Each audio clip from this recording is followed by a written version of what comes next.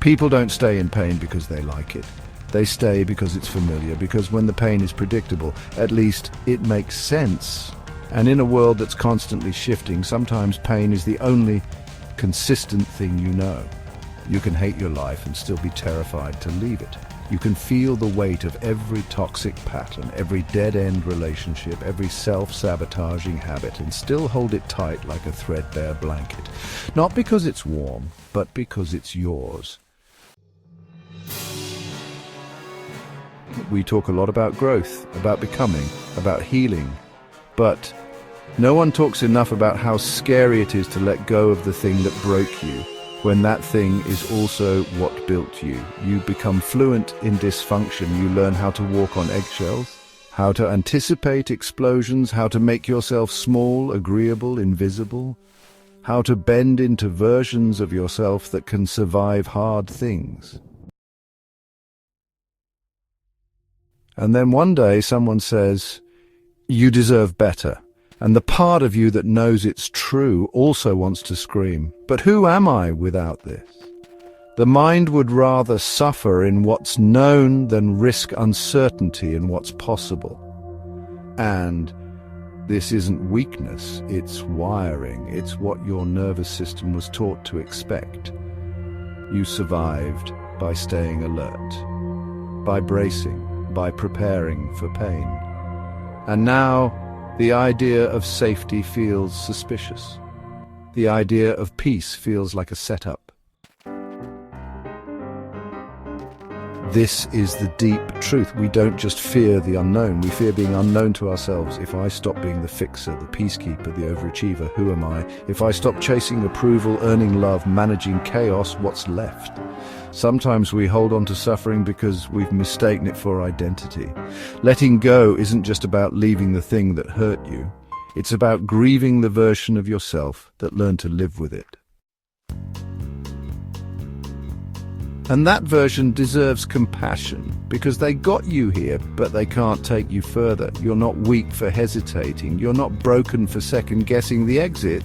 You're human, and humans cling to patterns, even painful ones, because breaking a pattern means stepping into the unknown, and the unknown has no map.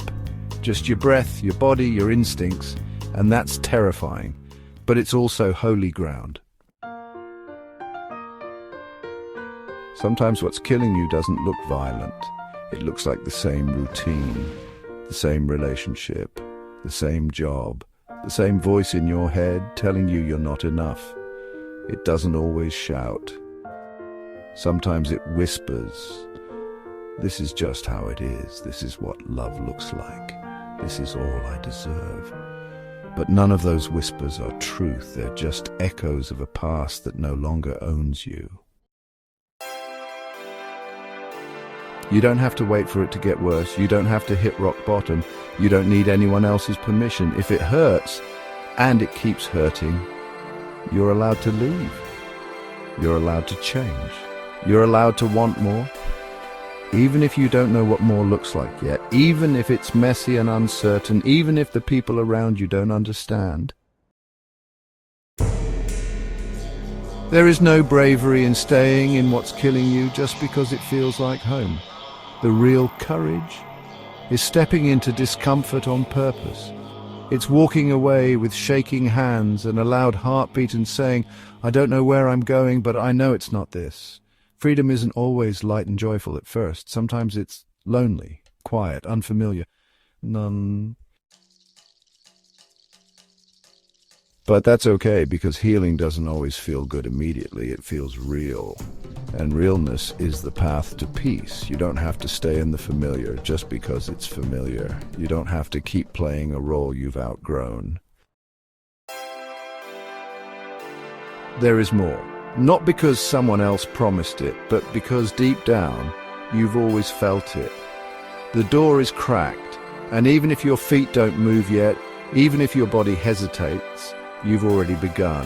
You're not alone, you're not late, and you're not broken. You're just finally ready to leave what was never meant to hold you. Super Threadbare Blues.